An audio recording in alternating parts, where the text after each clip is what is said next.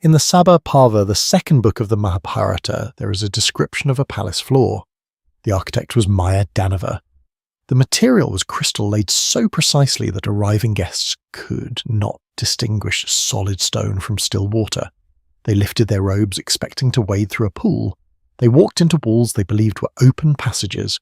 The text records this not as a marvel, but as a mild inconvenience, a detail of orientation in a building whose perfection exceeded ordinary human perception.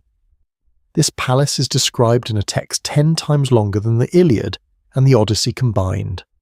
The question worth sitting with: what kind of civilization produces that building, and considers the flaw, the unremarkable part. The Mahabharata is not strictly speaking what most people think it is. It is taught as mythology, the longest epic ever composed in Sanskrit, a war story of cosmic proportions, a family conflict scaled to the dimensions of fate. And it is all of those things. But something else is also true, and it is the thing that concerns us tonight. The Mahabharata was composed by people who believed they were describing a world that had actually existed. Not allegory, not philosophy dressed in narrative clothing.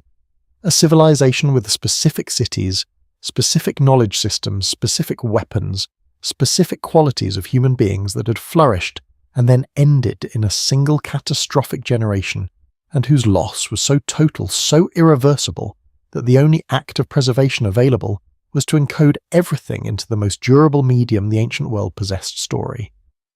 Tonight, we will follow 4 traces through that civilization. The first moves through the physical world. It built the cities, the palaces, the architectural knowledge preserved in a text written down millennia before modern archaeology had a category for it. The second traces the weapons and vehicles it left, described instruments that some researchers argue bear a resemblance to technologies we thought we invented ourselves. The third examines the people of that age, what the Mahabharata says about their bodies, their lifespans, their relationship with death itself.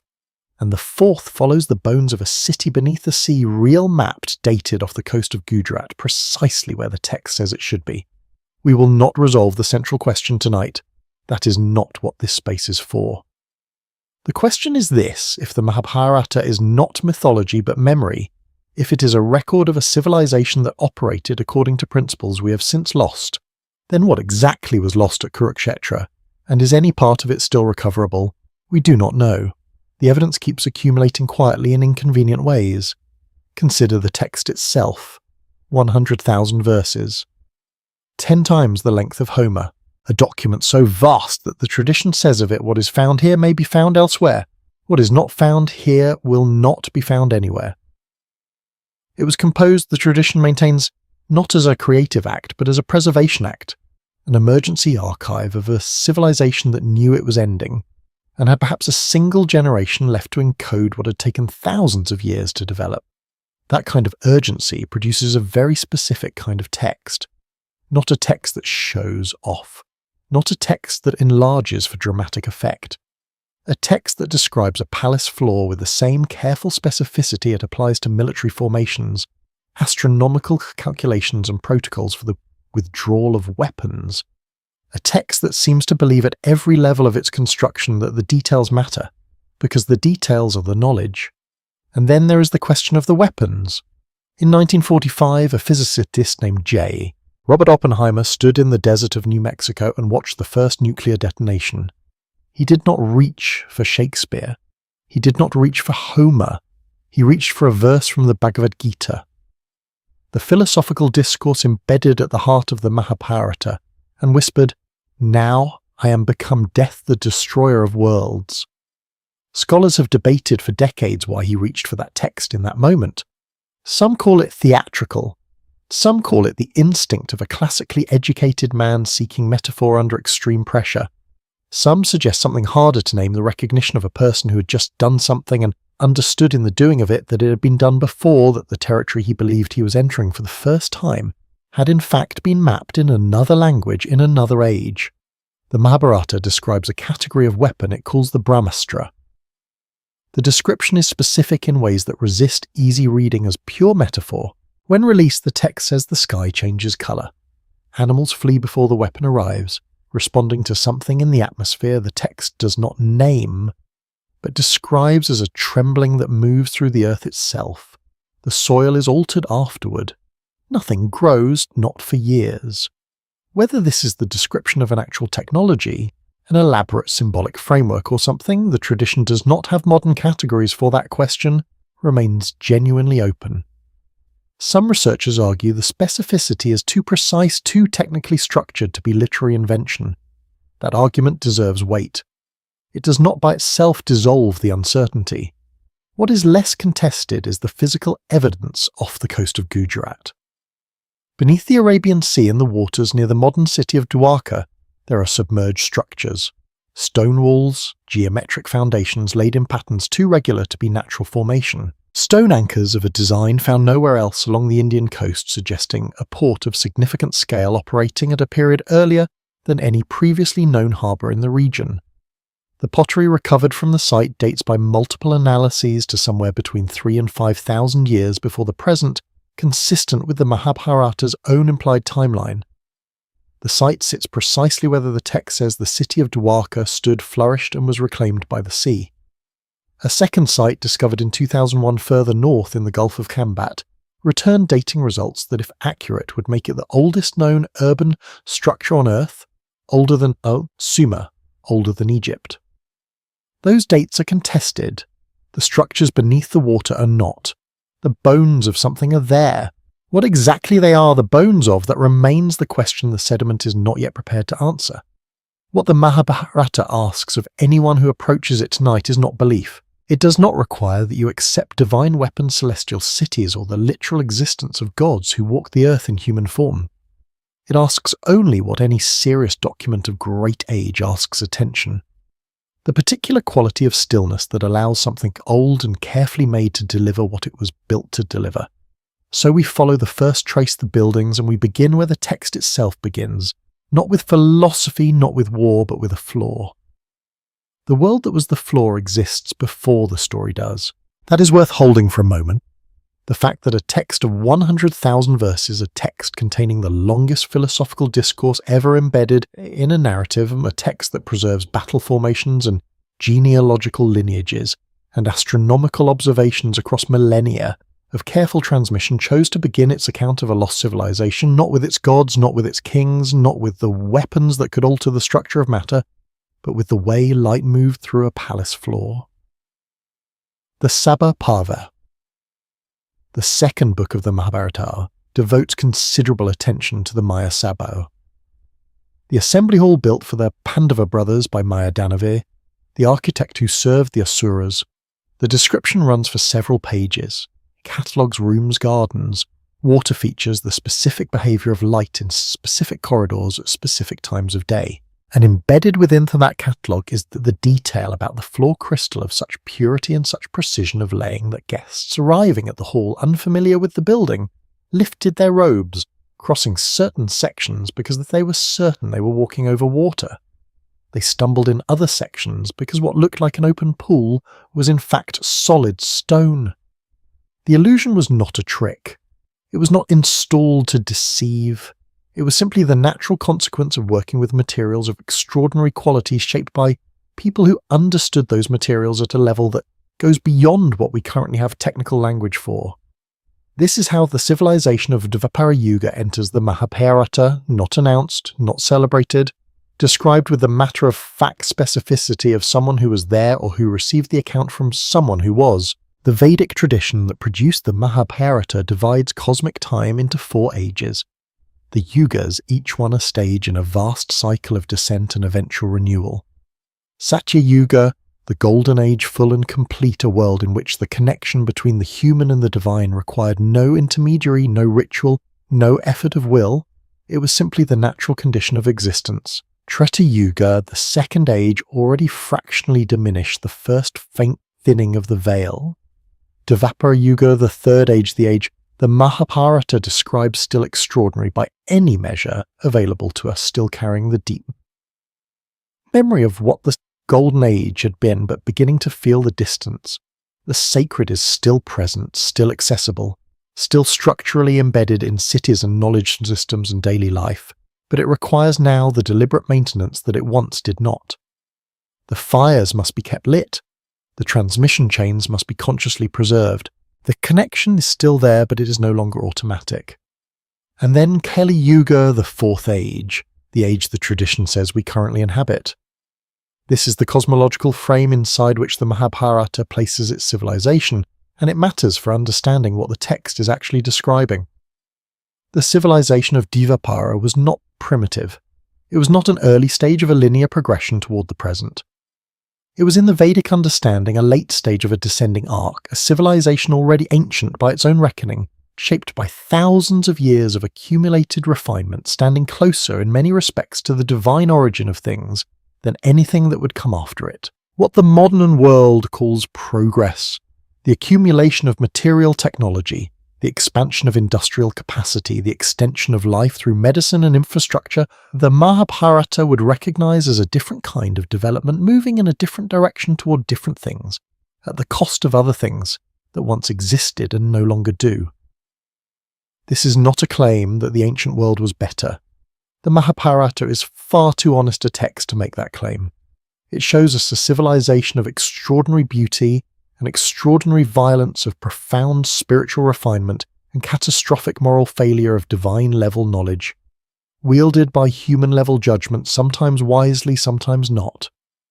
Dvapara Yuga produced Yudhishthira, the man whose alignment with truth was so complete that his chariot travelled slightly above the ground. It also produced Duryodhana, who could not recognize that alignment as real, even when he was standing inside it. The civilization was not a paradise. It was something more interesting than that a world of vastly greater capacity than ours, navigating the same fundamental human difficulties with vastly higher stakes. What it built within that world is where our first trace begins. The cities of the Mahabharata are described with a consistency and specificity that distinguishes them from the generic urban landscapes of other ancient epics. Homer's Troy is magnificent, but it is magnificence of a particular kind, a backdrop for heroism painted in broad strokes. The cities of the Mahabharata are described as if someone needs you to understand exactly what they looked like, exactly how they functioned, exactly what principles governed their design. Hastinapur, the Kaurava capital, Indraprastha, built by the Pandavas on forest land granted to them on the banks of the Yamuna, Dwarka, the city Krishna built at the edge of the sea. Each one is given its own architectural character, its own spatial logic, its own relationship between the physical design of the city and the quality of life it was built to support. That relationship between a city's design and the consciousness of the people living within it is perhaps the single most foreign idea the Mahabharata offers as a modern reader. Not foreign in the sense of impossible to understand, but foreign in the sense of belonging to a knowledge tradition whose assumptions about the relationship between space and awareness are fundamentally different from the ones embedded in how we currently build things. The Mahabharata assumes without arguing for it that the geometry of a city is not neutral, that a city laid out according to certain principles does something to the minds and bodies of the people living in it, that the difference between a city designed with that understanding and one built without it is not merely aesthetic, it is experiential, measurable in the quality of life produced, in the clarity of thought available to its inhabitants, in the ease or difficulty of maintaining whatever sacred functions the city was built to house. We will trace what the Mahabharata says about those principles, where they came from, what they produced, and what vanished when the cities that embodied them were left without the knowledge required to maintain them. The buildings came first, and the first building the tradition reaches for when it wants to tell us what this civilization was capable of is a floor that looked like water, and water that looked like a floor. That detail is where we begin. The cities that were designed to be felt. A single detail from the Vishnu Purana describes how the city of Dwarka was founded. The ocean retreated, not metaphorically, not through gradual geological change, but through an act the text presents as deliberate. Krishna requested of Varuna, the god of waters, 12 yojanas of land along the western coast of the subcontinent, and the sea withdrew from it. What resulted was a stretch of territory that had never been built upon, had never accumulated the centuries of improvised human habitation that give most ancient cities their characteristic organic disorder, their narrow lanes and unplanned densities. Dwarka was built on ground that had been, until the moment of its founding, the floor of the ocean. It was built all at once from the beginning as a complete thing, and this fact the Mahabharata suggests is inseparable from what it became. The architect was Vishwakarma, the divine builder, who in the Vedic tradition holds the same relationship to construction that Saraswati holds to knowledge. Not a craftsman of exceptional will, but the presiding intelligence of the craft itself, the being through whom the principles of sacred architecture flow into the material world. What Vishwakarma designed for Dwarka, according to the Bhagavata Purana, and the Vishnu Purana, was a city whose streets were laid in the pattern of a yantra, a sacred geometric diagram whose organizing logic was not decorative but functional. The streets did not grow, they were placed, and their placement, the texts maintain, was calculated to affect the quality of energy moving through the city in the same way that the layout of channels affects the movement of water through an irrigation system, not by force but by providing the path of least resistance for something that was already trying to flow. This idea that the geometry of a city is not neutral, that the spatial organization of streets and buildings and public spaces does something measurable to the consciousness of the people inhabiting them, is the central architectural claim the Mahabharata makes, and it is worth examining carefully before dismissing it as metaphysical decoration. The tradition that produced the Mahabharata also produced Vastushastra, the ancient Indian science of spatial arrangement, which encodes in considerable technical detail the principles believed to govern the relationship between architectural form and human well-being. Vastushastra is not a mystical text. It is a technical one, a manual for the orientation of buildings relative to cardinal directions, the proportional relationships between rooms, the placement of specific functions within a structure relative to each other and to the larger environment. Its underlying assumption is that physical space is not a passive container for human activity, but an active participant in it, shaping the quality of what happens inside it in ways that can be understood, predicted, and deliberately designed for. Whether that assumption is correct is a question that mainstream architecture theory has not fully engaged with, partly because the experimental methods required to test it rigorously do not yet exist in developed form. What can be said is that the assumption is not primitive. It is not the superstition of people who lacked better explanations. It is a coherent theoretical framework internally consistent applied across centuries of careful practice, producing buildings and cities that were explicitly designed not merely to shelter and organize, but to support. The Mahabharata's cities were built inside that framework, and their descriptions in the text reflect it at every level of detail. Indraprastha, the city the Pandavas built on the banks of the Yamuna, offers the clearest account of what the construction process looked like when divine knowledge was directly involved. The Mahabharata describes Indra sending celestial craftsmen to assist in the city's planning. Vishwakarma oversaw the layout personally. What resulted, the text says, was the city comparable to Amaravati, the city of the gods themselves, not inferior, comparable. A human city built to divine specifications using divine knowledge, producing something that blurred the line between the mortal and the celestial in the same way that Dvapara Yuga blurred that line everywhere. Its streets were wide enough for multiple chariots to pass without difficulty, not because the city had grown large enough to require that width, but because it was designed from the beginning for a scale of human life and activity that assumed abundance rather than scarcity. Its granaries could supply the city through years of difficulty.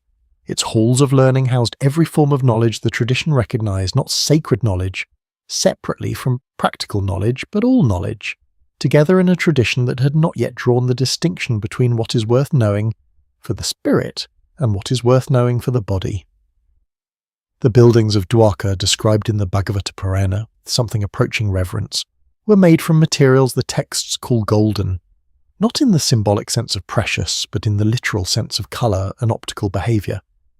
They caught the light at sunrise and sunset in a way that made the city visible from a great distance, appearing to travellers approaching by sea as if the entire western shore was softly burning. The central temple of Dwaradish, the Lord of Dwarka, another name for Krishna in his role as the city's organising principle, stood at the geometric heart of the yantra pattern from which all of the city's streets radiated outward.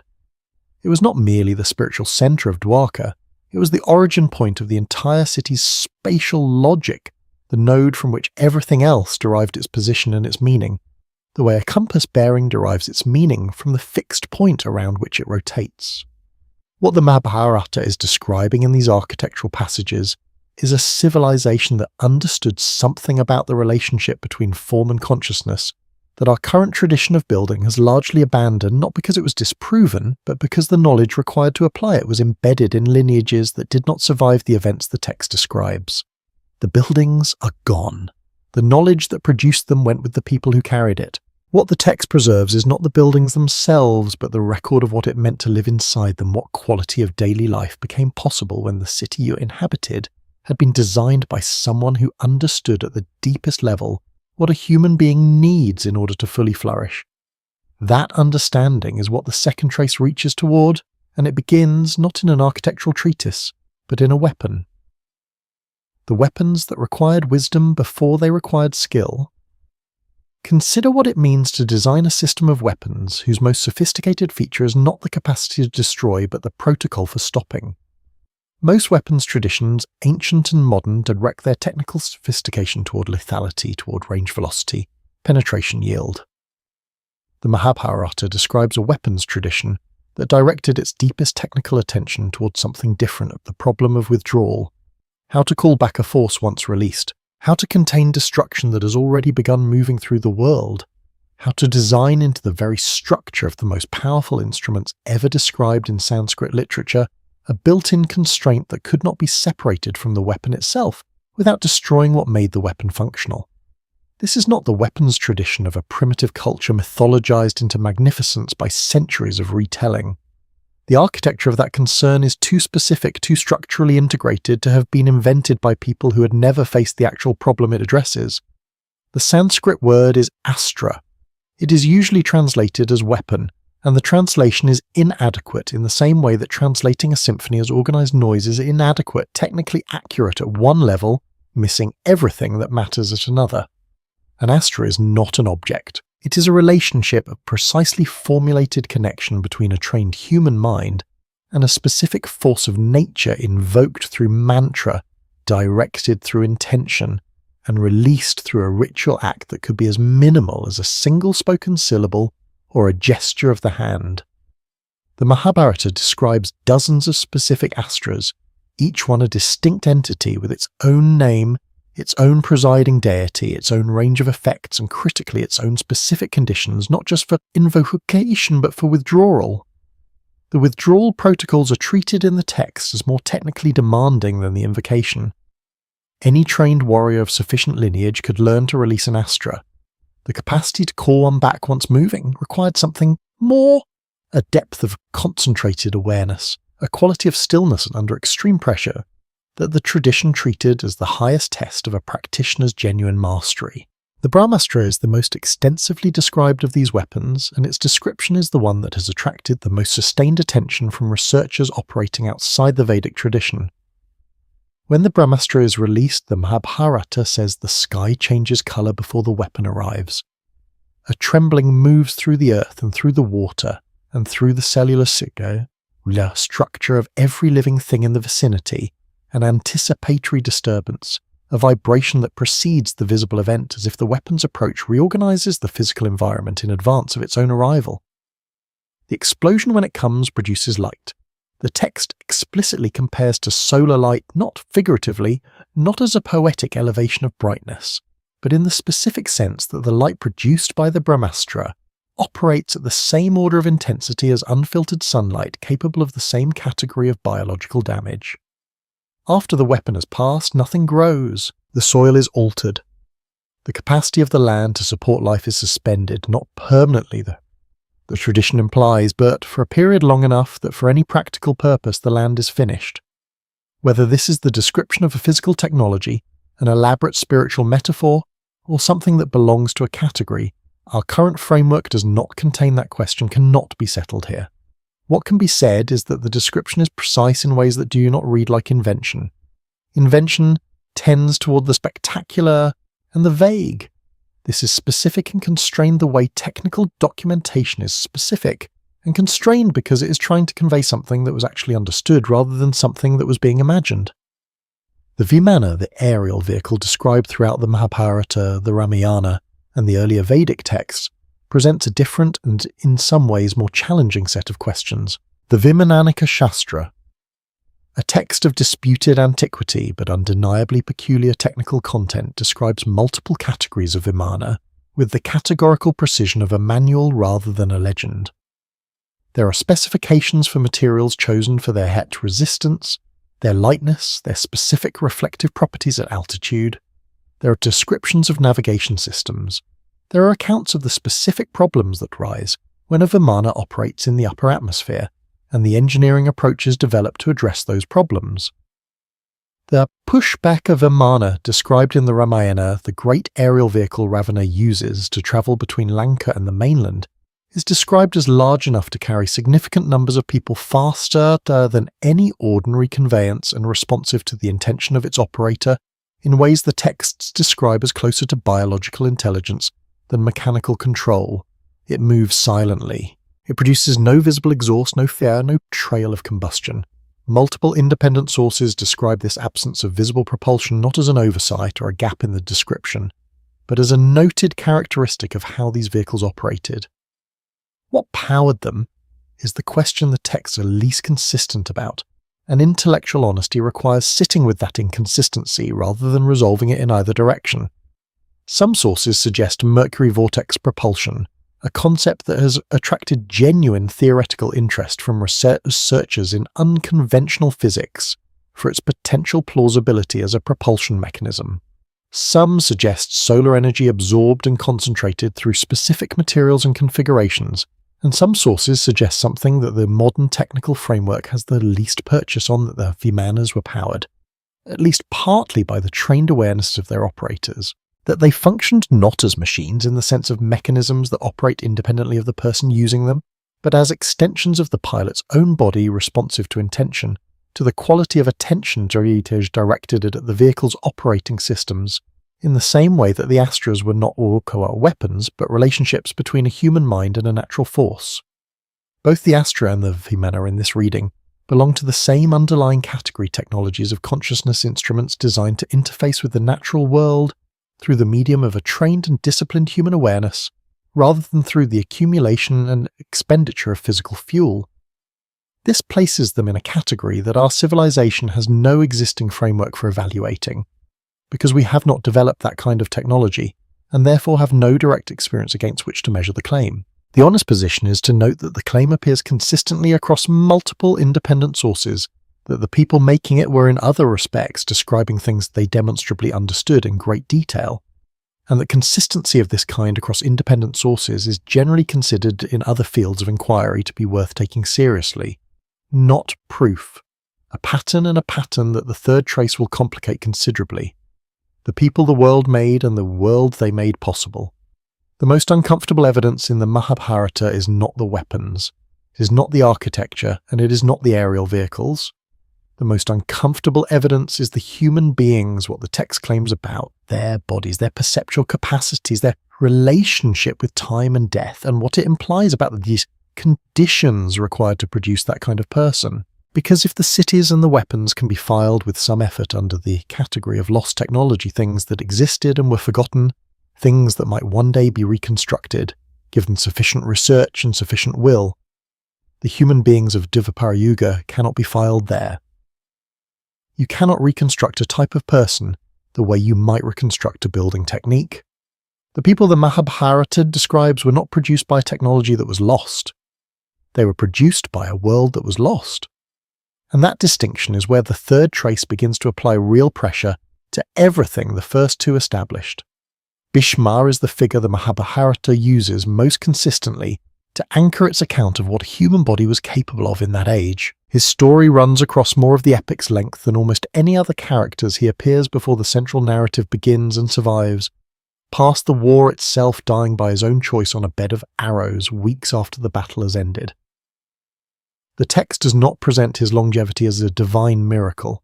It presents it as the natural outcome of specific practices applied with extraordinary consistency across an extraordinary span of time. Bhishma's body at Kurukshetra had absorbed so many arrows by the time Arjuna finally brought him down that when he fell from his chariot, the arrows embedded in him held him suspended above the ground. He did not touch the earth. He lay there supported by the weapons that had been intended to kill him and continued to speak. For 51 days. The dying man on his bed of arrows delivered what the Mahabharata records as some of the most sophisticated philosophical and political teaching in the entire text to kings and warriors and philosophers who came from across the subcontinent to receive it. He chose the moment of his death with the precision of someone closing a door. The tradition calls this capacity a kamrityu death. At will, the ability to leave the body at a moment of one's own choosing rather than at the moment of biological failure. The Mahabharata treats this not as a supernatural exception, but as an attainable condition, one that several figures in the text possess to varying degrees produced by specific practices applied over a sufficient span of time. What this implies about the relationship between consciousness and the body in that world is the thing that most thoroughly resists translation into current categories. Ihamrityu is not the same as the modern medical concept of a patient choosing to discontinue treatment. It is not a decision made in extremity about how long to continue fighting biological collapse. It is the capacity to regard the body as something other than the final boundary of the self to inhabit it, as the tradition describes the way a rider inhabits a horse with the understanding that the rider and the horse are not the same thing, and that the rider at the moment of the horse's final exhaustion can dismount rather than be dragged down with it. That relationship with one's own biological existence is not a philosophical position. It is a perceptual state one the tradition says is produced by sustained meditative practice of a particular kind across a sufficient number of years. It requires a world in which that practice is supported structurally, socially, architecturally, in all the ways the Mahabharata's cities were designed to support it. And here is where the third trace begins to complicate the first two in ways that are genuinely difficult to think around. The technology of the cities and the technology of the weapons may have been separate things, but the technology of the person who could live in those cities and wield those weapons was the foundation on which both of them rested. Yudhishthira's chariot is the detail that makes this most precise. Throughout the Mahabharata, the chariot of the eldest Pandava travels slightly above the ground. The wheels do not quite touch the earth. The tradition's explanation is direct. His satya, his alignment between inner truth and outward expression, between what he genuinely understood and what he said about what he understood, was so complete and so consistent that it produced a literal alteration in his physical relationship with the material world. The world, responsive as it still was in Dvapara Yuga to the quality of the consciousness inhabiting it, reorganized itself around his presence in a way that looks from outside that understanding like a minor miracle. And then during the war, Yudhishthira spoke one lie. A carefully chosen, strategically necessary, morally complex lie. One that the tradition does not simply condemn because nothing in this text is simple. He allowed the warrior Drona to believe that his son Ashwathama had died, when in fact it was an elephant of the same name. The deception broke the transmission chain through which the greatest weapons teacher of the age had been intending to pass his knowledge. And Yudhishthira's chariot descended. It touched the ground. From that moment forward, it moved like an ordinary chariot carrying an ordinary man through the wreckage of a world he had helped to end. One departure from perfect alignment, one permanent descent. The Mahabharata records this with the quiet precision of a text that has no interest in making you feel better about it. This is the complication the third trace introduces. The civilization of Dvapara Yuga was not a technology that could be preserved separately from the people who carried it. The cities required people capable of maintaining their sacred geometry in daily practice. The weapons required people capable of holding the responsibility of possessing them without being corrupted by that possession. The knowledge chains required people willing to transmit what they had received without the additions of personal interpretation or political convenience. Remove the people and the buildings, become structures without function, the weapons become forces without guidance, the knowledge becomes text without living root. What was lost at Kurukshetra was not in the end a set of things. It was a set of conditions, specific, fragile, carefully maintained conditions under which a particular kind of human being became possible. And that is a far more difficult kind of loss to account for than anything archaeology can excavate. The shape of what they built together.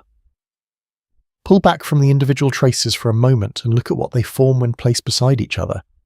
Not as separate categories of evidence architecture, in one column weapons, in another human capacity in a third, but as a single integrated system, the way the organs of a body are not separate things that happen to share a location, but interdependent functions that only make sense in relation to each other. The cities of Dvapara Yuga were not built to impress. The weapons were not developed to dominate. The human beings produced by that world were not extraordinary by accident or divine favoritism. Each of these things was the condition of possibility for the others, and when you see them together, a shape begins to emerge that is considerably more coherent and considerably more difficult to dismiss than any one of the three traces is on its own. Begin with the relationship between the cities and the people. The Mahabharata's cities were designed at their deepest level of intention to support a specific quality of human consciousness. The yantra geometry of Dwarka's streets, the sacred fire maintained continuously at the centre of every great capital. The halls of learning that made no distinction between knowledge of the spirit and knowledge of the body, these were not amenities added to a functional urban structure. They were the structure's primary purpose. The city was a technology for producing and maintaining a particular kind of person in the same way that a greenhouse is a technology for producing and maintaining a particular kind of plant. Remove the greenhouse and the plant does not simply stop growing optimally, it stops being what it was. The conditions were not incidental to the outcome. They were the mechanism. Mahabharata is precise about this. The quality of person produced by Dvapara Yuga was not an independent variable. It was a dependent one produced by a world that had been deliberately engineered to produce it. Now place the weapons beside that. The astras were not distributed to armies. They were not manufactured and stockpiled and issued to warriors of sufficient rank. They were transmitted individually through the guru-shishye relationship to specific people who had been assessed through tests like Drona's rotating fish, through years of close observation by teachers whose own formation had been shaped by the same process across generations as capable of bearing the responsibility of possessing them. That assessment was not primarily a test of skill. Skill could be developed. What could not be developed on a short timeline? What required the specific conditions of the world the cities were built to produce was the quality of being required to hold a weapon whose misuse could alter the structure of matter across a region and not to misuse it. The architecture of the Astra system presupposes the existence of the kind of person the city's system was built to produce. Without that person, the weapons are not merely dangerous, they are in the most precise sense impossible, not physically impossible, but functionally impossible, in the way that a surgical instrument is functionally impossible in the hands of someone without the years of training required to know what it is actually for. And then the people themselves, the Pulmas and Dronas and Yuhishtheras, the practitioners of Ishamrityu and the holders of Satya, so precise that it altered their physical relationship with gravity. These were not exceptional individuals in the sense of rare genetic anomalies, outliers in a normal distribution of human capacity. The Mahabharata presents them as the natural product of a world organized around the deliberate cultivation of human potential across multiple generations of careful transmission. The accumulated refinement of the lineage expressed itself in the bodies and minds of those born into it. A nervous system shaped by generations of meditative practice, a perceptual capacity honed by sustained attention to the sacred, a relationship with the body shaped by centuries of practitioners who had learned generation by generation to loosen the identification between self and biological process until it became something the rider could examine rather than something the rider was trapped inside. This did not happen in a single lifetime. It was a multi-generational project, and it required the cities to house it and the knowledge systems to transmit it and the weapons tradition to give it practical consequence in the world. This is the shape that emerges when the three traces are placed together, a civilization that had solved in ways we have not the problem of aligning its physical infrastructure with its deepest understanding of what a human being is and what a human being is capable of becoming. The cities were aligned with the knowledge was aligned with the weapons were aligned with the people, and the people were aligned through the specific practices the tradition preserved with something beyond themselves, with the divine order. The Vedic tradition understood to be the underlying structure of the cosmos available to human perception and human participation when the conditions for that perception were carefully maintained. The whole system was self-reinforcing in the same way that a healthy ecology is self-reinforcing each part, supporting the conditions that allowed the other parts to function, the entire structure stable, as long as its key relationships remained intact. What Kurukshetra did was remove the keystone. Not gradually, not through the slow erosion of one generation's refinement failing to fully transmit to the next, though that erosion was already present in Dvapara. already visible in the moral failures the Mahabharata traces with such unflinching precision. The war at Kurukshetra collapsed the structure all at once. The transmission chains were severed at their most essential nodes. The people who had spent lifetimes maintaining the sacred fires in the great capitals were dispersed or killed. The warriors who had carried the weapons' knowledge were gone, and in many cases the knowledge died with them because the next person in the chain had not yet been fully prepared to carry it forward alone. The cities still stood after the battle. The stones were still there. But the ecology that had given the stones their meaning had been destroyed, and stones without that ecology are simply stones. The question this convergence opens and does not answer is whether an ecology of this kind once destroyed leaves any recoverable trace. The next trace suggests it may have left one in the most unexpected of places. Oh, yes. What the careful mind cannot accept. There is a version of everything described in the preceding chapters that requires no lost civilization, no forgotten technology, no multi-generational project of sacred urban design. It requires only what historians of literature have always known about the behavior of epic texts across long periods of oral transmission that they grow. That each generation of storytellers adds to the inherited material, enlarging what was already large, elevating what was already elevated, until the descriptions of a real but ordinary ancient society accumulate over centuries the architectural impossibilities and superhuman capacities that audiences have always found satisfying in proportion to their scale. The Iliad was almost certainly built on a real conflict. Historians largely agree on that much. But no one believes there was literally a warrior whose divine armour was forged in a day by a god who walked with a limp. The Mahabharata on this reading is the same kind of accretion, a real social and political history of the Indian subcontinent, genuine in its genealogical records and its geographic knowledge and its preservation of actual philosophical traditions, wrapped in the progressive mythologization that oral cultures apply to everything they value highly enough to keep retelling across centuries.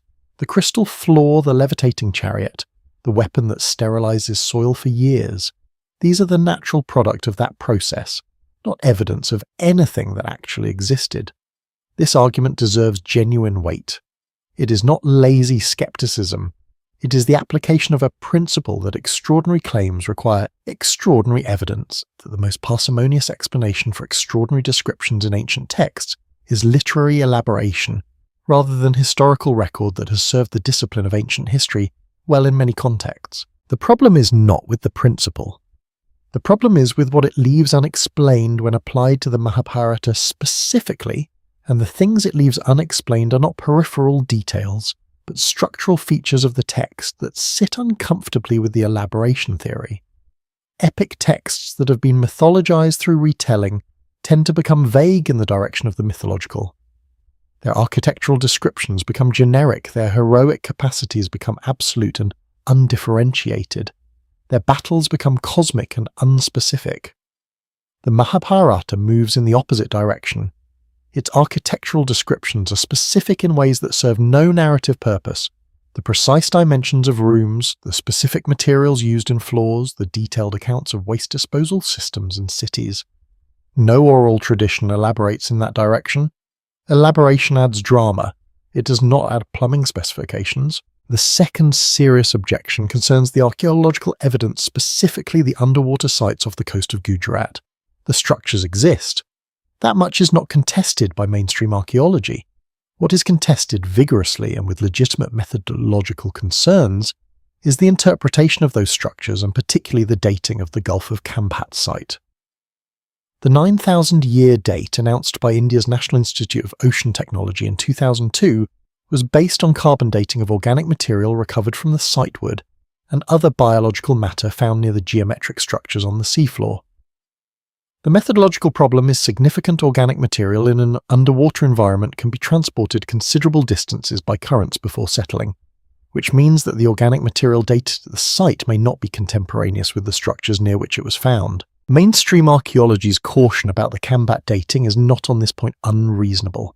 The dates may be wrong. The interpretation of the sonar imagery has also been disputed by researchers who argue that naturally occurring geological formations in that region can produce geometric patterns that are difficult to distinguish from artificial construction at the resolution available from sonar data.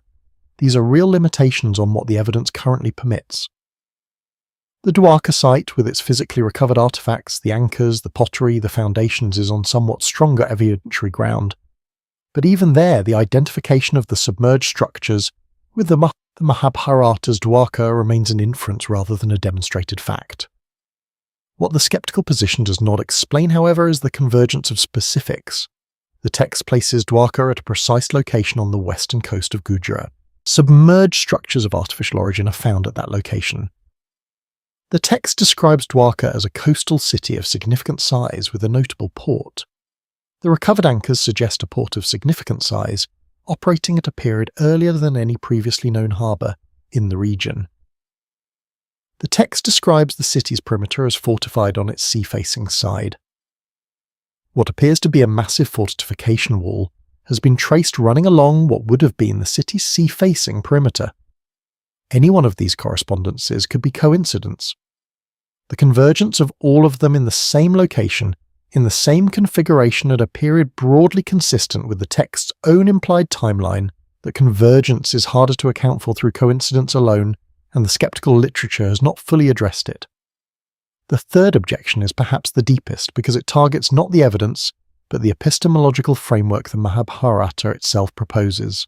The text claims explicitly and repeatedly that its deepest levels of meaning are inaccessible to a reader who has not undergone specific forms of preparation.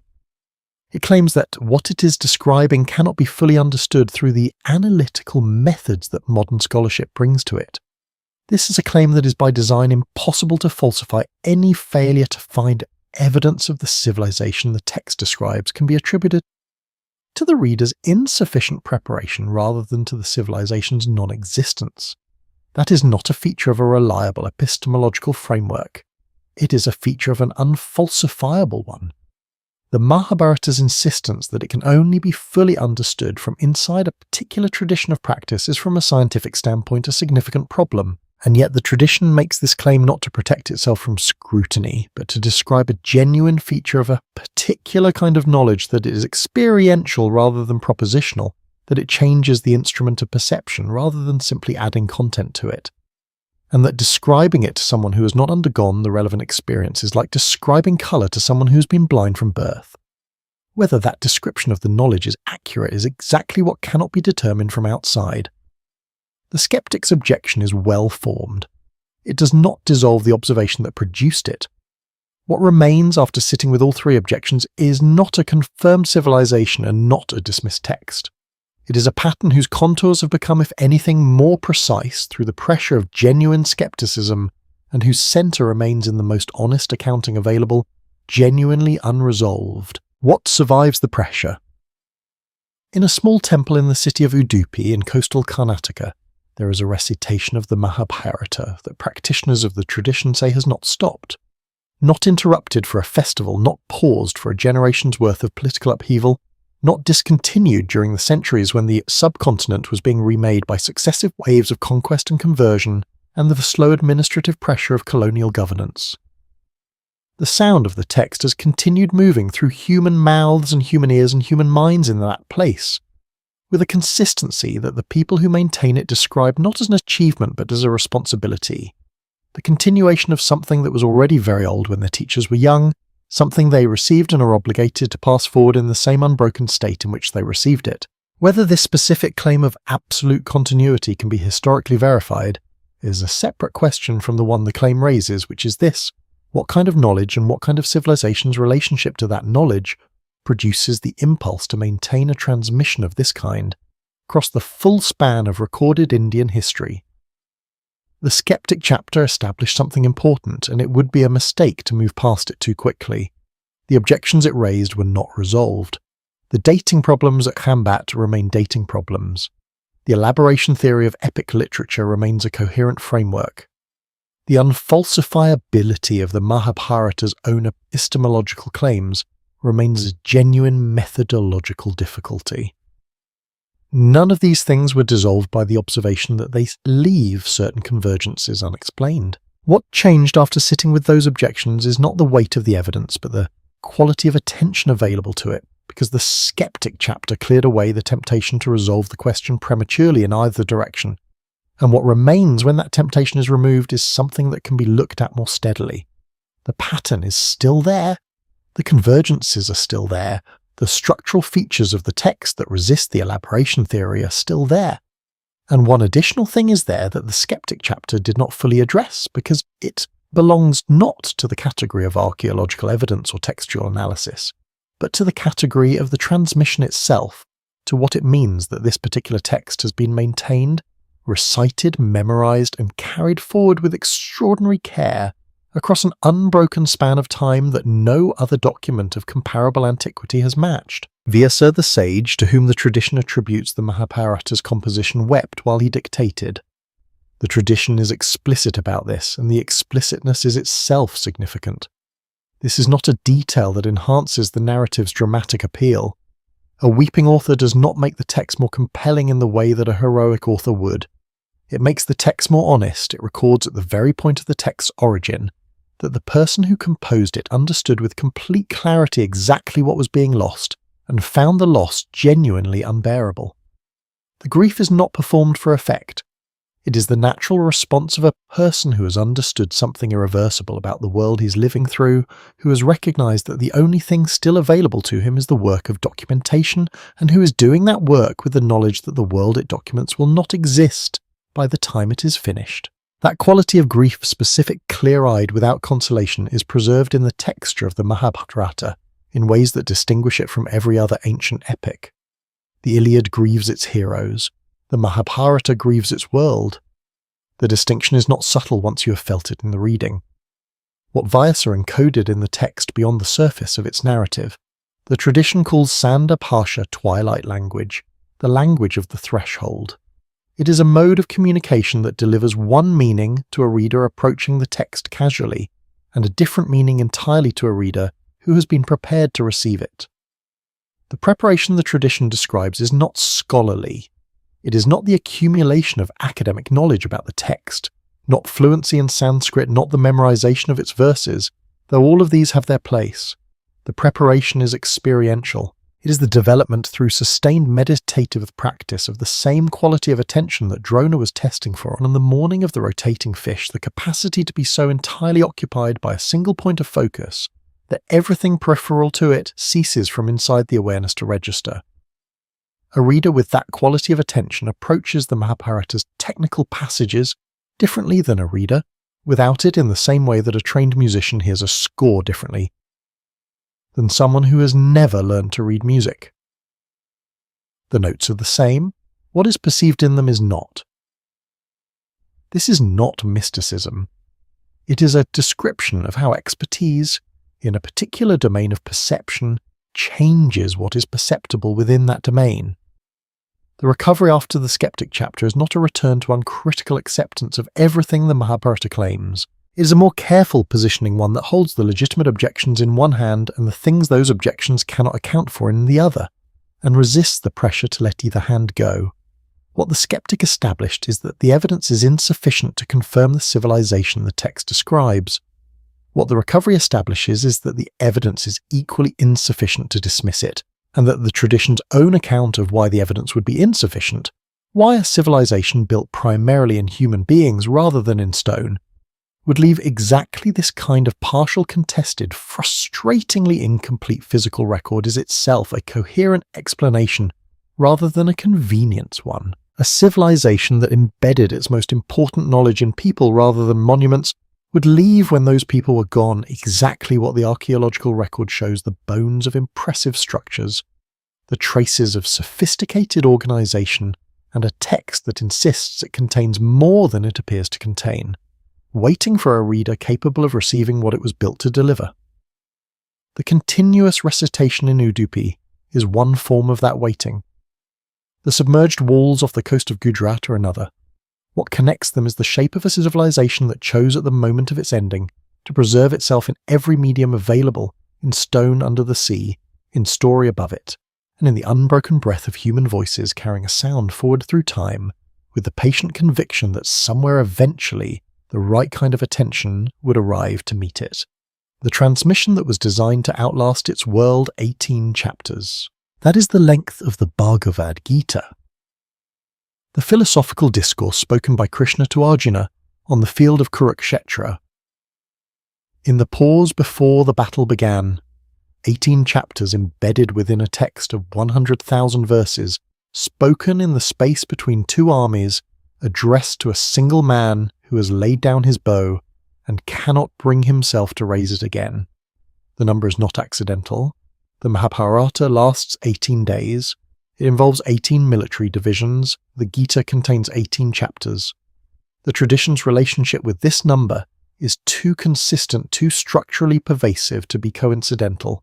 Patterning it is the signature of a system that encodes its meaning at multiple levels, simultaneously hiding its most precise technical content inside the most memorable dramatic framework it could construct, because the tradition understood something about how knowledge survives across time that we have largely forgotten. What Krishna tells Arjuna in those 18 chapters has been translated into every major language on earth.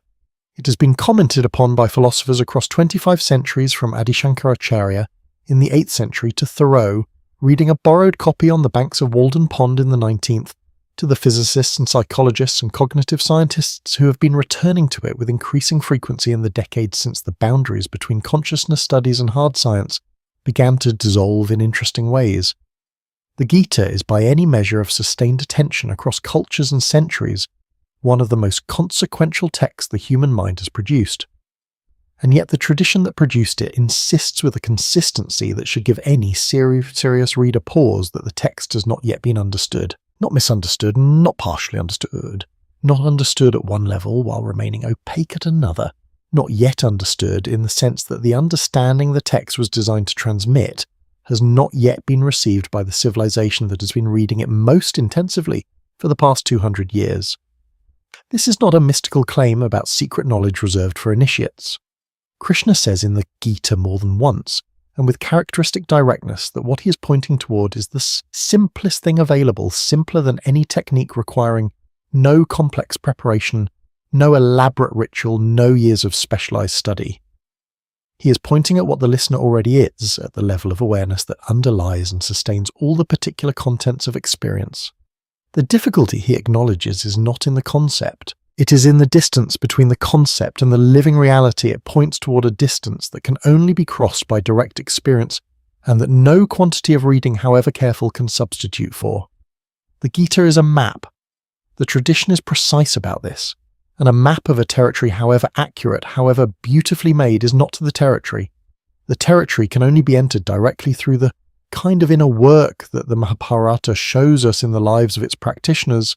The decades of meditative attention, the sustained practice of satya, the specific discipline of redirecting the body's vital energies that the tradition calls urdhvaratas, the upward movement of force which the rishis applied across lifetimes to produce the bodies and minds the text describes. What is being transmitted in the Gita at its deepest level is not a philosophical position. It is a set of instructions for recovering a perceptual capacity that the civilization of Dvapara understood and cultivated, and that the civilization of Kali Yuga has largely lost access to, not because it ceased to exist, but because the conditions required to develop it have become increasingly difficult to sustain within the structures of the age. The capacity is described in different ways in different parts of the text, as self-knowledge, as the recognition of the witness behind experience, as the direct perception of what the tradition calls Brahman, the underlying coherence of the cosmos, the reality that persists beneath and through all the particular forms that arise and dissolve within it. The Gita is not alone in pointing toward this. The Upanishads point toward it. The meditative traditions of multiple world cultures point toward it from different angles using different vocabularies. But the Gita does something the others do not do in quite the same way it embeds the pointing inside a story of devastating human loss, inside the grief of a man who loves the people he is about to kill, inside the specific texture of a world in the process of destroying its own most precious accomplishments. It makes the teaching inseparable from the suffering that makes the teaching necessary, and in doing so it encodes the knowledge in a container guaranteed to survive, because human beings will always be drawn back to a story about suffering and what to do with it in every age, under every kind of civilizational pressure. The civilizational technology of Dvapara was consciousness itself, in the specific sense of a cultivated, refined, deliberately developed quality of inner attention that expressed itself outward into every domain of life the civilization touched. The cities were expressions of that attention applied to space. The weapons were expressions of it applied to natural forces. The human bodies produced by that world were expressions of it applied to biology. And the Gita is the most concentrated surviving statement of the method, the clearest account the tradition was able to produce in Arabian language accessible to a reader living after the conditions of Dvapara had been destroyed, of how to begin recovering the fundamental capacity from which everything else the civilization produced had flowed. This is why the text was preserved with the intensity it was.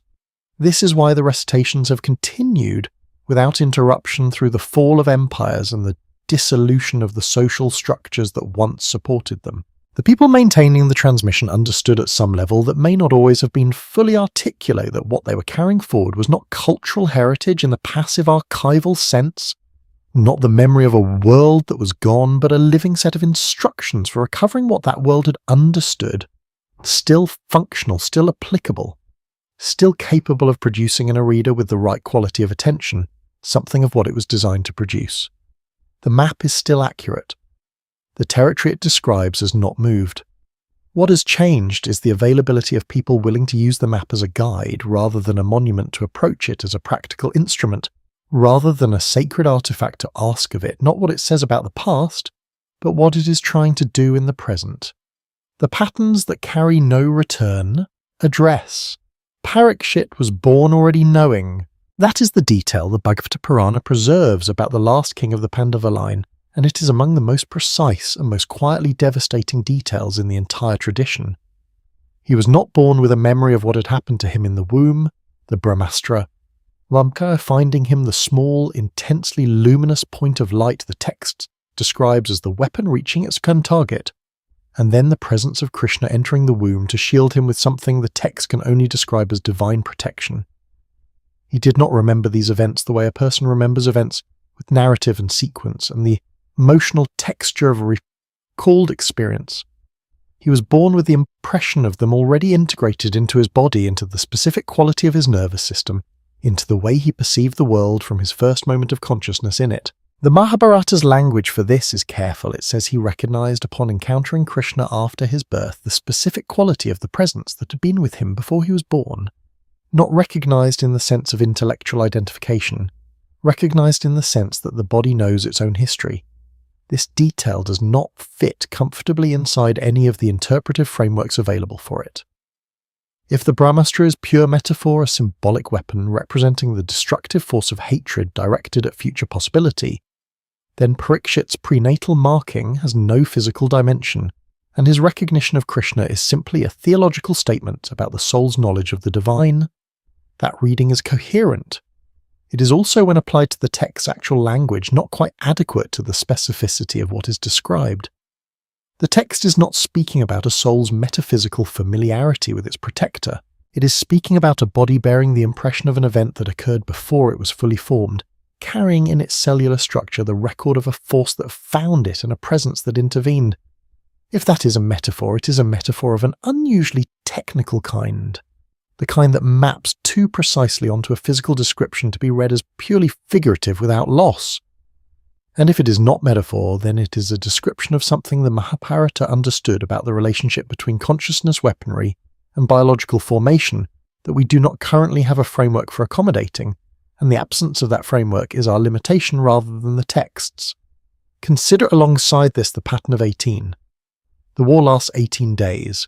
The military force assembled is 18 Akshauhinis. The Bhagavad Gita contains 18 chapters. The Mahabharata itself is divided into 18 major books. 36 years after Kurukshetra, exactly twice 18, Dwarka was submerged. 36 years after Kurukshetra, Krishna dies in a forest struck in the foot by an arrow loosed by a hunter, who mistook the resting god's heel for a bird. The same vulnerable point that Gandhari's grief had marked when she tore the blindfold from her eyes on the battlefield. The tradition does not explain this numerical architecture. It does not offer a key to what 18 means within the cosmic framework it presupposes. It simply embeds the pattern with a consistency so thorough that it cannot be accidental and then declines to decode it, leaving in the reader, who notices it, the particular kind of cognitive discomfort that comes from recognizing that a very deliberate message has been left in a language you do not speak. Gandhari's gaze is the image the Mahabharata uses to close the door on the civilization it has been describing, and nothing in the text is more precisely calibrated to the weight it needs to carry. She had been blindfolded her entire adult life, having chosen at her marriage to a blind king to bind her own eyes so that she would share in his darkness rather than hold any advantage over him. She had never seen the war she had lived inside for 18 days. She had never seen the field on which 100 sons had died. She tears the blindfold away and looks at Krishna. And in that look, in the gaze of a woman seeing the physical world for the first time, at the moment of absolute and total loss, she directs everything compressed behind a lifetime of voluntary blindness directly at the being she holds responsible for the world's ending. The text describes what happens to Krishna's feet in that moment that nails the skin marked by the force of what she directs at him. He does not deflect, he does not explain, he receives it entirely, receives the full weight of what the war has cost at him in a single unbearable look, and then he leaves. 36 years later, a hunter's arrow finds the place Gandhari's grief had already marked. The Mahabharata encodes in this sequence something about cause and consequence, and the long patience of grief that no analytical framework fully captures because it is not operating as argument. It is operating as pattern, and patterns of this kind do not resolve into propositions. They accumulate into a kind of knowing that exists below the level of language. The detail that the tradition preserves about Krishna's final days, that he spent them in a forest, that he died, not in battle or in ceremony, but in the ordinary accident of being mistaken for something small and ordinary by someone who did not know what he was looking at, is the Mahabharata's last act of devastating precision.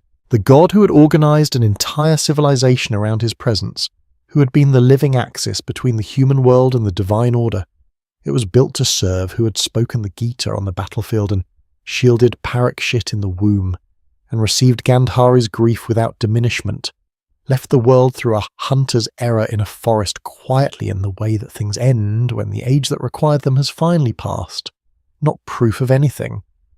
A pattern so internally coherent, so precisely constructed, so resistant to the comfort of resolution in either direction, that the only honest response to it is to hold it open and feel the specific quality of weight it places on the question at the centre of everything we have been tracing. What kind of civilization leaves a pattern this precise in a text, this carefully constructed encoding details of this specific a kind, and then declines to explain what any of it means? The landscape scene from Altitude 18 warriors walked away from Kurukshetra. On a field that had held at its height somewhere between 3 and 4 million combatants, the text gives specific figures organized into specific military divisions with specific counts of chariots and elephants and cavalry and infantry. 18 people remained alive at the end of the 18th day. The mathematics of that reduction are staggering in a way that individual deaths, however, precisely described, cannot fully convey. The Mahabharata catalogues those individual deaths with extraordinary care, and the care is itself part of the meaning. Each named death is a specific, irreplaceable loss, a particular quality of knowledge or virtue or understanding that existed in one person and passed out of the world when that person died. But the 18 survivors walking away from the field are the image that carries the full weight of what the civilization had done to itself, and it is the image that makes most sense of everything the preceding chapters have been tracing, when those traces are finally allowed to settle into the larger shape they form. Step back from the individual traces far enough and a single landscape becomes visible.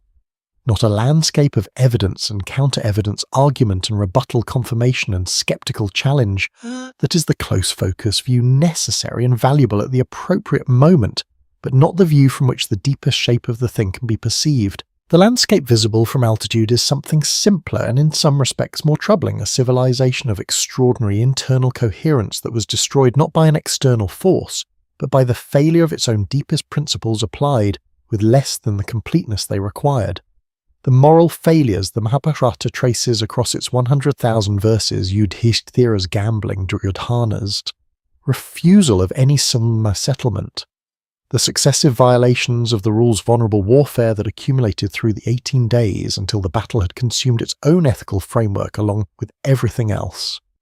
These were not the accidents of bad luck or bad weather. They were the predictable consequence of a world that had developed extraordinary capacity, while the quality of being required to bear that capacity was already quietly beginning to thin. This is the observation the Mahabharata offers at altitude, and it is considerably more unsettling than any claim about crystal floors or consciousness-powered weapons. The civilization did not collapse because it was attacked. It was not overwhelmed by a cruder external power, the way Rome was eventually overwhelmed, or the way the late Bronze Age civilizations were consumed by the cascading systems failures of the 12th century BCE. The civilization of Dvapara Yuga destroyed itself on a single field in 18 days, using its own most sophisticated instruments, the weapons whose withdrawal protocols required a depth of spiritual formation that the people wielding them in that final war no longer fully possessed.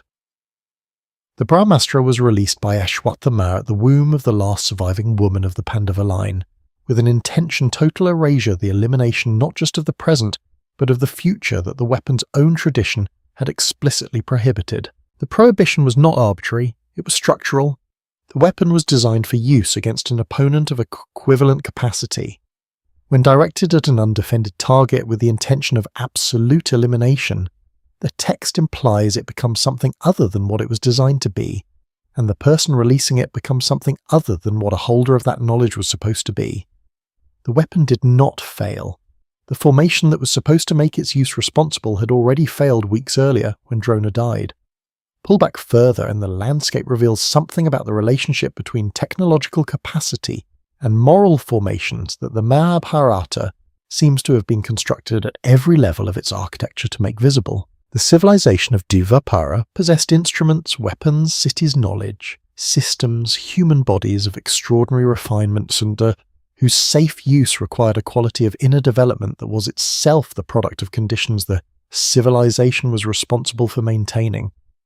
When those conditions began to degrade, when the transmission chains were imperfectly passed forward and the sacred fires burned, with slightly less understanding behind them, and the quality of Satya in the lineages thinned by increments too small for any single generation to recognize as a catastrophic trajectory, the instruments remained. The formation required to use them responsibly did not. The Mahabharata traces this divergence across the full length of its narrative, with a precision that is only fully visible from altitude. When the individual chapters of the story are allowed to resolve into the arc, they collectively describe the long, slow separation of it. Extraordinary capacity from the extraordinary character that gave it meaning, ending in 18 days on a field in Haryana, in a destruction so total that 18 people walked away from it into a world that would never again be what it had been. The Ashwamedha ritual performed by Yudhishthira after the battle, the great horse sacrifice, the Vedic tradition's most powerful ceremony for the restoration of cosmic order, is the image that holds this reading most precisely. The ritual was performed correctly, the priests were assembled, the protocols were followed, the sacred fires were lit with the care appropriate to the occasion, and it worked in the sense that rituals work. It accomplished what the outer form of the ceremony was designed to accomplish. What the Mahabharata cannot quite hide in the texture of the Ashwaparava's account is that the inner reality the outer form was designed to express was already thinner, already more distant from its living root than it had been before, not absent, not fraudulent, simply diminished in the specific way that all transmission is diminished when the generation performing it is doing so under conditions of grief and exhaustion and the progressive loss of the teachers who fully understood what was being transmitted. The ceremony was real. The civilization behind it was ending. Both things were true simultaneously, and the Mahabharata holds both without resolving the tension between them into something more comfortable than it actually was. The landscape at altitude, then, is this a civilization that understood with extraordinary precision the relationship between inner formation and outer capacity, that built that understanding into every structure it produced, and that was destroyed precisely because the understanding spread across enough generations under enough pressure could not fully sustain itself against the accumulated weight of human limitation. Not a story of villains and heroes, not a story of a golden age corrupted by external evil, a story of extraordinary things built on fragile foundations lasting long enough to produce something the world has not seen since, and ending in the way that fragile foundations eventually end, not with a foreign army at the gate, but with the structure's own weight pressing down on the places it was thinnest. 18 people walking away from a field, the rest of the world continuing below the smoke, not yet aware of the full extent of what had just been lost. The dissolve. The Vedic tradition has a name for the moment between waking and sleep. Sandhya junction, the twilight, the threshold where one state has not yet fully released and the other has not yet fully arrived. It is considered in the tradition the most sacred of the day's transitional moments because at the threshold between states, the boundary between the ordinary and the extraordinary becomes momentarily permeable. What is usually separated, the waking mind with its accumulated noise, and the deeper awareness that underlies it comes briefly into contact. The practitioner who knows how to use that contact can, in those few minutes of dissolving boundary, perceive something about the nature of consciousness that the full daylight of waking awareness obscures. This is why the Mahabharata calls its deepest encoding Sandhya Bhasha twilight language. Not because it is hidden, but because it is visible only from the threshold. Only to a mind that has allowed the surface to soften enough that what lies beneath it can be briefly seen. You are at that threshold now. The body has already begun its nightly negotiation with sleep, its slow release of the day's tensions and the day's certainties, the gradual loosening of the hold that waking keeps on every nerve and every muscle. This is not a disadvantage for what the Mahabharata has always been trying to offer. It may be the precise condition required. The text was composed, the tradition maintains, for exactly this quality of awareness, not the sharp analytical attention of a mind fully armoured in its daytime assumptions, but the softer, more receptive attention of a mind that has allowed its edges to dissolve slightly, that has stopped insisting quite so hard on the categories it normally uses, to organise experience that is, in other words, becoming briefly available to something it cannot fully see in ordinary light. What the preceding chapters have been tracing the cities, the weapons, the human beings, the submerged walls, the continuous recitation, the pattern of 18, the landscape of a civilization that destroyed itself with its own most refined instruments. None of it resolves into a conclusion from here. We will not resolve this tonight. That is not a failure of the investigation. It is the investigation arriving at its most honest point, the place where the evidence has been fully laid out, and the question it was asked to answer reveals itself as larger than the evidence can contain. This is not the same as saying the question has no answer. It is saying the answer, if there is one, lives in a different register than the one the preceding chapters have been operating in the register of Dvapara. Direct experience rather than documented argument in the territory, the Gita's map describes rather than in the map itself. What archaeology offers is bones. The bones of Dwarka under 40 meters of the Arabian Sea, the geometric foundations, the anchors of an unrecognized design, the pottery whose clay remembers a period 3,000 to 5,000 years before the present. These are real. They are there in the sediment and the darkness of the deep water, and they do not require interpretation to exist. They require only the patience of the ocean, which has kept them long enough that the people who built them have become legend, and the legend has become contested, and the contest has not yet produced a verdict. The bones are waiting with the patience of things that have no urgency about being understood. What the text offers is something different from bones. The text offers the specific quality of a mind that has touched something real and is trying across 5,000 years of distance to convey that touch to a reader it will never meet. Vyasa raised his arms and wept and dictated and did not stop dictating until every city and every weapon and every human life of that world had been committed to the care of language. The grief in the Mahabharata is not dramatic. It does not ask for your sympathy. It is the grief of precision, the grief of a person who understands exactly what has been lost and knows that understanding it exactly is the only form of preservation still available, that grief is still in the text. It is one of the things that does not diminish with translation or retelling or the centuries of commentary that have accumulated around the original, like geological strata around an ancient core. Read the Mahabharata with enough stillness and you feel it not as an emotion attributed to to a character, but there's a quality of the text itself, a temperature in the language, a particular density in the way the words are arranged around the spaces where the lost things used to be. The cycle the Vedic tradition describes is not a story of loss with no recovery. The 4 yugas turn, Kali Yuga descends to its nadir, and then in the vast patience of cosmic time something shifts. The cycle does not end at its lowest point. It completes and begins again, not with the memory of what was, but with the conditions for something new. The tradition is precise about what marks the turn, not a political event, not a technological development, not the accumulation of sufficient material progress in the downward direction.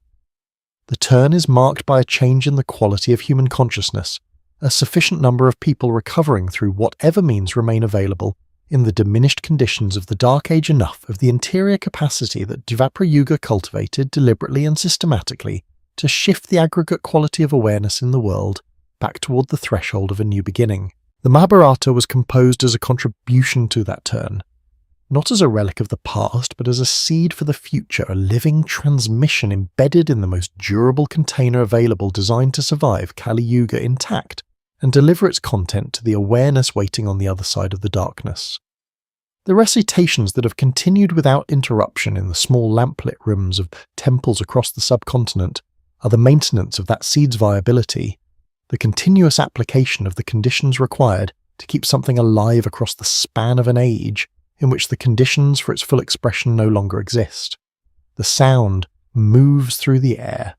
The Sanskrit syllables arrange themselves in the specific sequences that the tradition says do something to the atmosphere around them, to the quality of awareness in the people receiving them, that the semantic content alone does not and cannot do. Whether that claim can be verified by the methods currently available, it cannot not yet.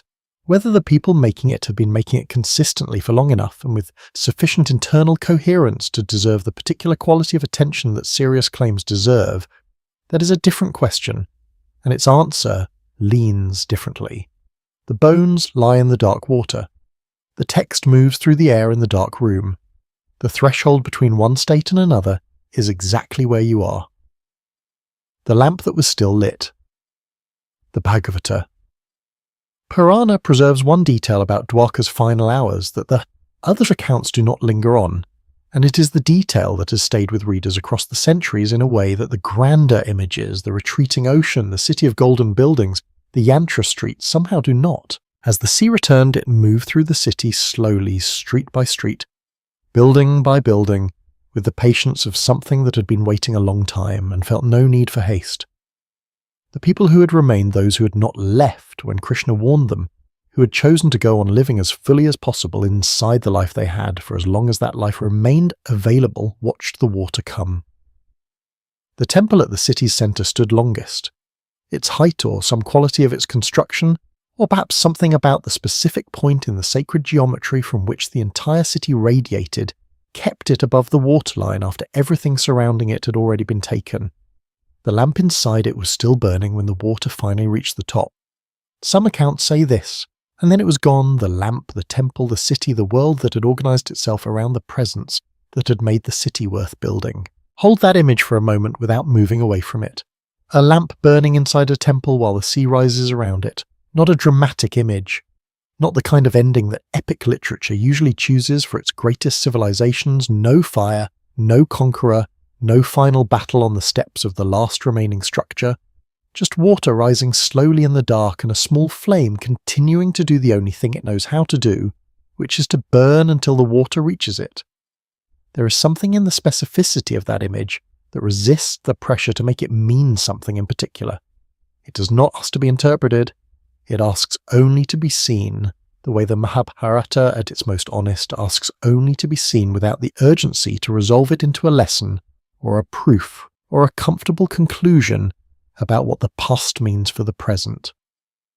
The temple is still there somewhere beneath the surface of the Arabian Sea, off the coast of Gujarat. Not as it was 5,000 years of salt water and sediment, and the slow patient work of the ocean does not leave things as they were, but the stones are there, the foundations are there, the geometric organization of the structure is preserved in what remains in the specific relationships between the surviving elements that allowed the archaeological survey of India's marine archaeologists to recognize it as artificial, rather than geological, as built rather than formed as the product of human intention rather than natural process.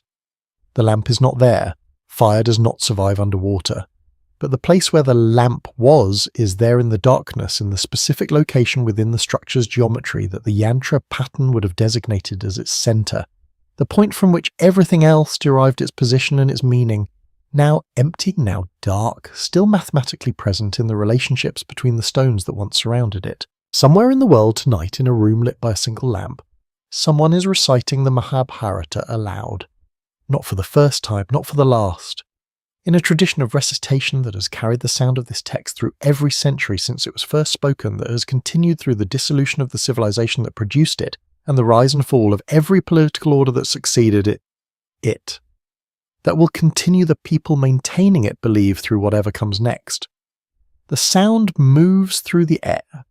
The Sanskrit syllables arranged in the sequences that Vyasa dictated through his grief and his precision and his understanding of exactly what was passing from the world do what sound does. They disturb the air, they reach the ear, they enter the awareness of whoever is present to receive them, and they do something there that the people who have spent their lives attending to it describe as not reducible to the transfer of semantic content.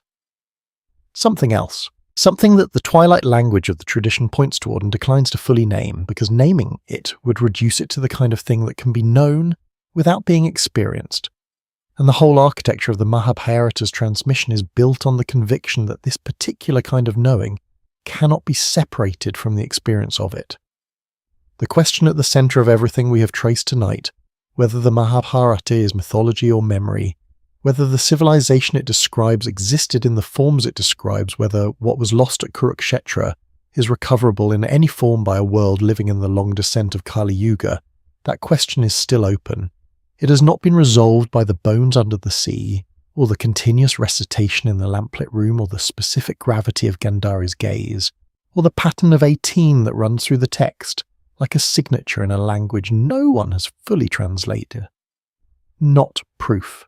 A pattern, and the pattern is still there, still coherent, still carrying in its previous internal architecture the impression of a mind that understood something about the nature of things that the world has not yet caught up to. The lamp burned until the water reached it. The water has been rising for 5,000 years.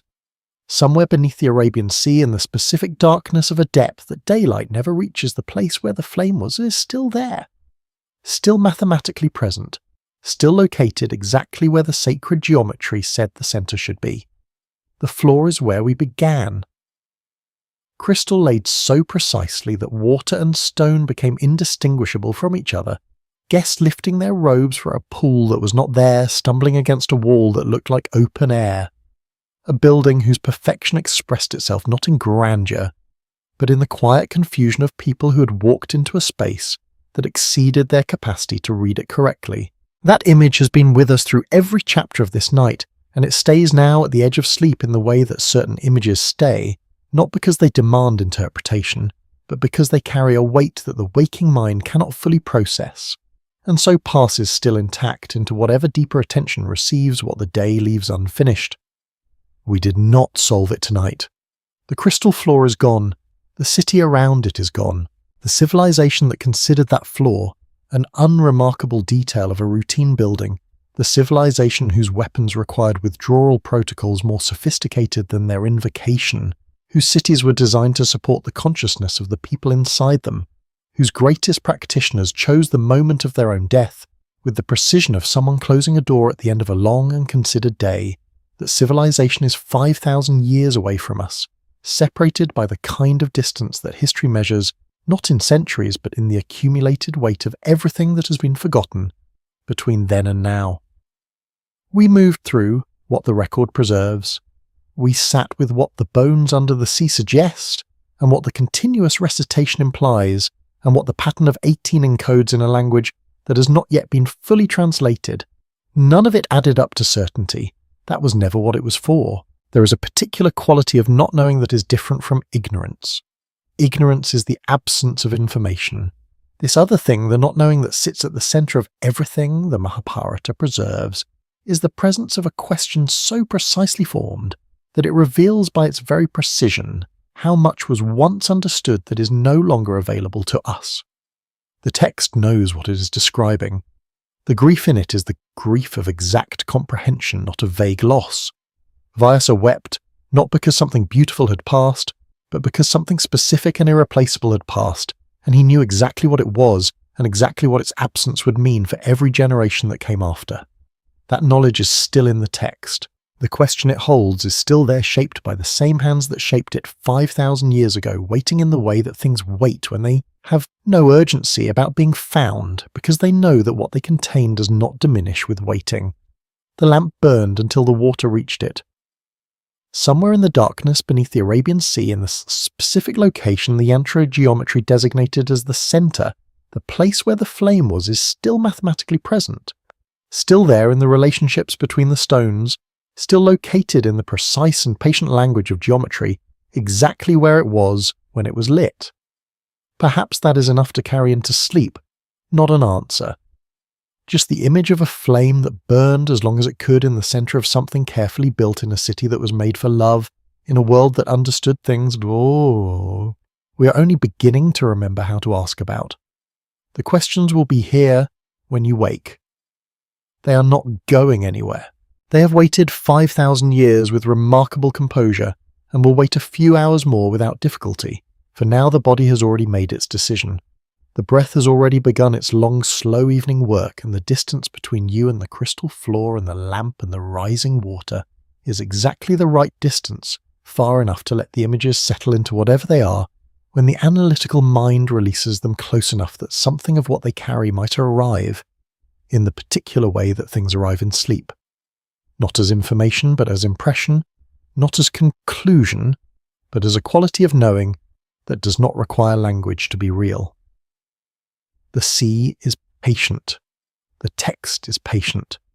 The place where the flame was is still there in the dark, in the deep water, at the center of something that was built to last and lasted longer than anyone who built it will ever know. Rest now. Traveller, the record will keep until morning.